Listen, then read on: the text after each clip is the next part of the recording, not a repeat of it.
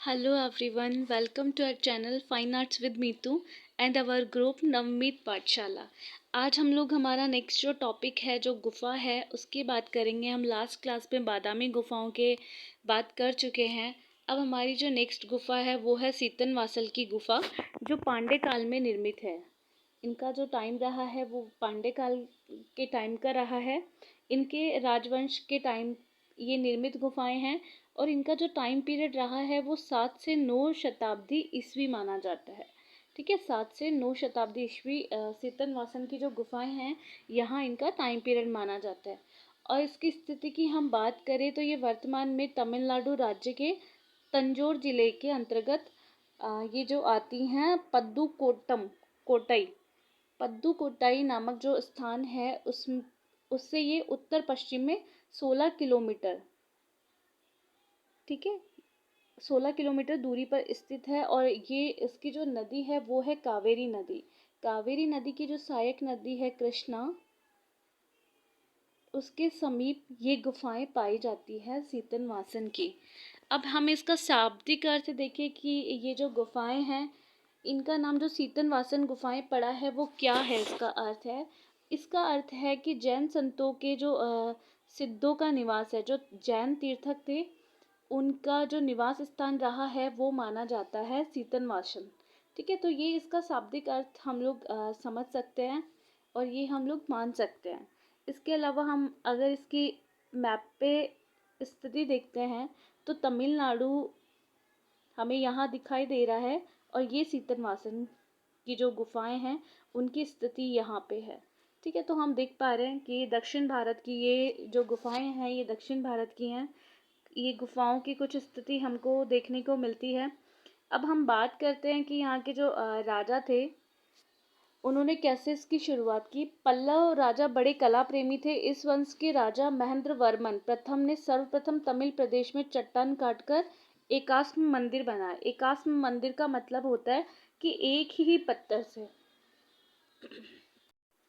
एकाश्म मंदिर का मतलब है कि एक ही पत्थर से बनाए गए मंदिर जो काटकर एक ही चट्टान को कार्विंग करके उत्कीर्ण करके, ठीक है, जो बनाए जाते हैं उनको कहते हैं एकाश्म मंदिर। अब हम बात करते हैं नेक्स्ट कि महेंद्र वर्मन की कला प्रियता को देखकर इनको कोई उपाधि दी गई, जैसे विचित्र चित्र करापुली, मित्र विलास। ठीक है, ये इनकी उपाधि हैं। चैत्याकारी, तो ये जो इनकी उपाधियां हैं ये इनके कला प्रियता को देख के, कला के प्रति इनका रुझान देख के ये उपाधियां इनको दी जाती हैं। अब आगे हम बात करते हैं कि महेंद्र वर्मन पहले जैन मत के माने जाते थे, जैन मतावली माने जाते थे, लेकिन बाद में उन्होंने शैव धर्म को स्वीकार किया। जो वैष्णव जो हमारा ब्राह्मण धर्म होता है उसको इन्होंने स्वीकार किया।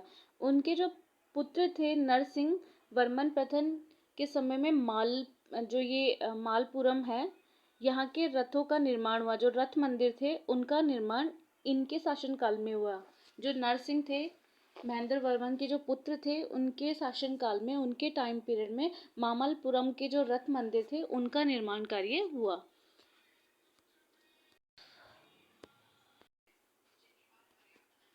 हम लोग बात कर रहे हैं तो ये जो यहाँ के भित्ति चित्र हैं कुछ टाइम तक ये माना जाता था कि यहाँ का जो चित्रों के अवशिष्ट मिले हैं ये पल्लव कालीन कला के अवशिष्ट है। लेकिन जो हमारे प्रसिद्ध कलाविद हुए सी शिवराम मूर्ति, ठीक है, इनका मानना था कि ये पांड्य जो चित्रकला है उनका ये अप्रियतम केंद्र माना जाता है। ऐसा विदित होता है कि यहाँ वहाँ के जो भित्ति चित्र बड़े ही उच्च कोटि के रहे होंगे, किंतु आज ये भग्नावस्था में मिले हैं। कुछ मतलब डैमेज कंडीशन में हम लोगों को यहाँ के जो भित्ति चित्र है वो प्राप्त होते हैं। छतों और खंभों के जो चित्र हैं कुछ ही शेष है, मतलब कुछ ही मात्रा में इनके जो अवशेष है वो हमें देखने को मिलते हैं, किंतु समय की मार के कारण ये काफ़ी धूमिल हो चुके हैं, धुंधले हो चुके हैं, मतलब ये बहुत ब्लर हो गए कि हम लोगों को ये मतलब इनका जो पिक्चर है वो क्लियर नहीं दिखाई देता है। यह गुफा मंदिर चट्टान काट कर बनाई गई है। हम लोग पहले ही बात कर चुके हैं कि ये एकाश मंदिर है, ठीक है, एक ही चट्टान को काट के बनाया गया जो टेम्पल है हमारा सीतनवासन।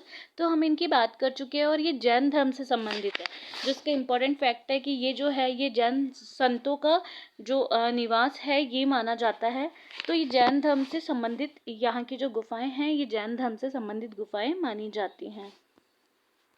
अब हम बात करते हैं यहाँ की खोज की, यहाँ के खोजकर्ता कौन रहे होंगे।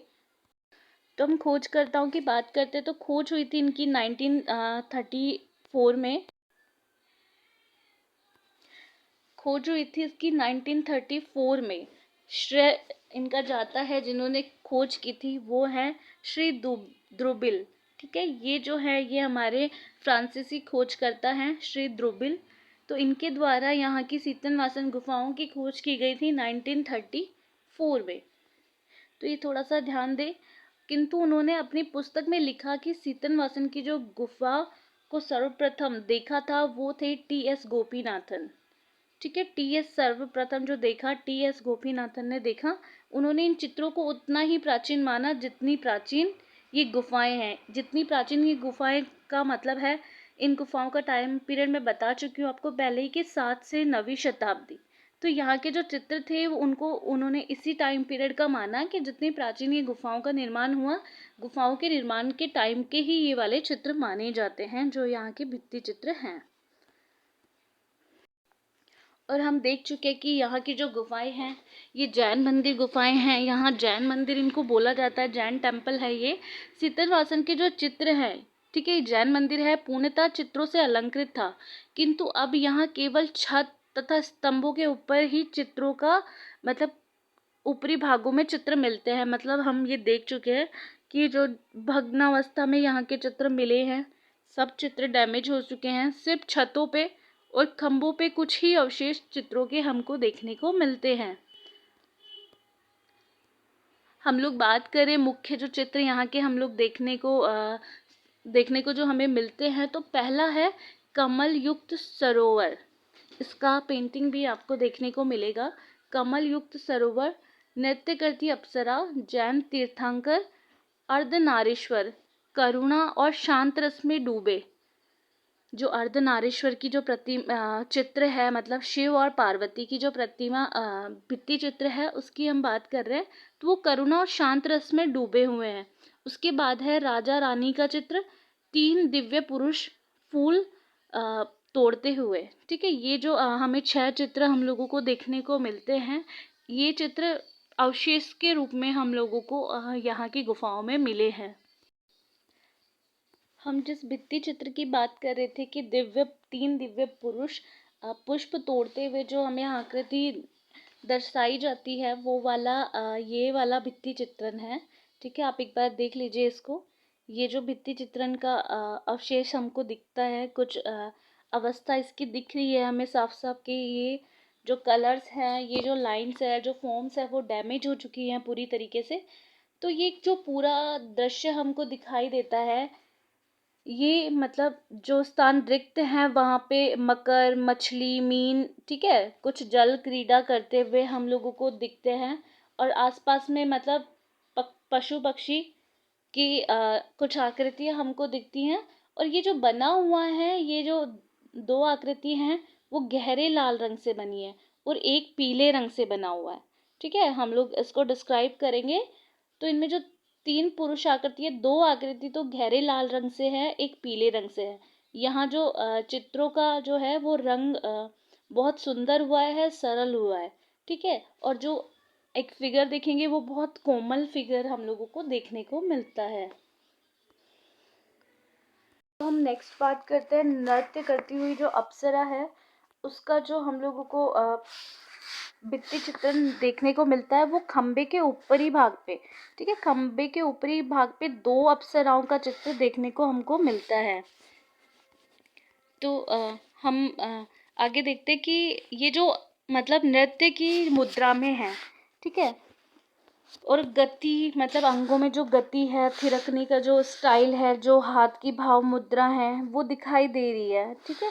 और जो हम लोगों को दूसरी जो अप्सरा है वो देखने को मिलती है, मतलब उसने बहुत सारे आभूषण पहने हुए हैं, उसकी जो मुद्रा है वो ओजपूर्ण है, और उसकी जो मतलब फॉर्म में जो गति है वो बहुत ज़्यादा लयात्मकता उसमें दिखाई दे रही है।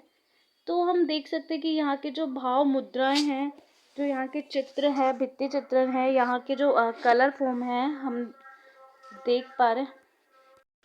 हम लोग नेक्स्ट चित्र की बात करें, नेक्स्ट भित्ति चित्र की हम लोग बात कर रहे हैं, वो है अर्धनारीश्वर। तो अर्धनारीश्वर चित्र में भगवान शिव को मतलब एक करुणा रूप में दिखाया गया है, शांत रस में दिखाया गया है। महादेव को जटाओं के मुकुट का जूड़ा लगाए हुए दिखाया गया है, कानों में उन्होंने कुंडल पहने हुए हैं, और जो उनकी आंखें हैं वो दिव्य ज्योति, मतलब बहुत ही सुंदर नेत्र उनके दिखाए गए हैं। तो ये हम अनुमान कर सकते हैं कि अर्धनारीश्वर का चित्र है।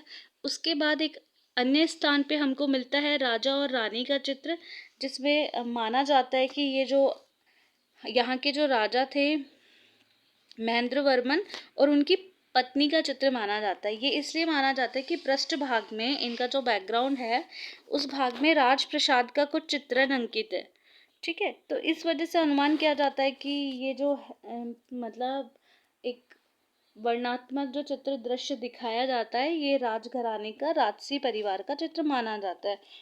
और एक है कुछ गंधर्व के चित्र भी यहाँ मिलते हैं।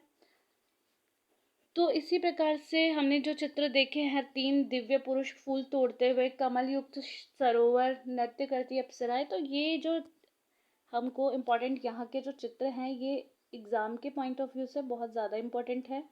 तो 6 चित्रों का थोड़ा सा स्क्रीनशॉट भी ले लें और एक बार इनको नोट डाउन कर लें।